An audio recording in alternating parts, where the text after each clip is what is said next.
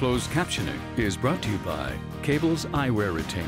Lightweight, comfortable, adjustable, and waterproof.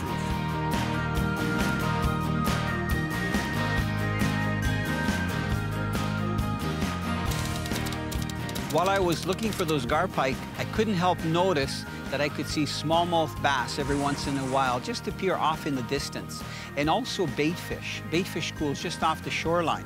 So once I had my fun with trying to chase those gar pike and getting them to strike, and even catching a couple, I switched to fishing for smallmouth bass. The only problem is that the weather really moved in, started to get overcast, and then the wind started to pick up. And I mean, they really started to pick up.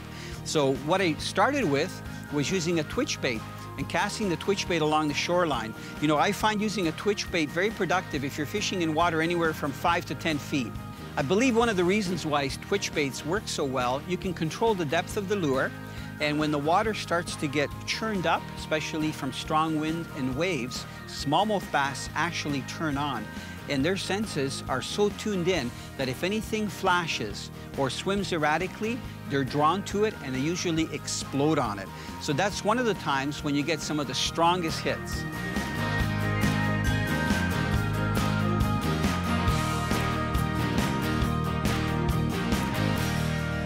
Have you ever fished in tough conditions? You know, where you start off and it's a nice day, and then all of a sudden the wind picks up and it starts to go a little bit crazy.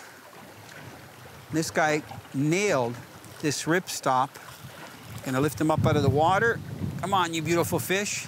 And he got what I call tagged. The wind is so strong right now. Let's see if he does a tail flap. I thought he'd just start flapping. I've got the anchor mode on with the motor guide.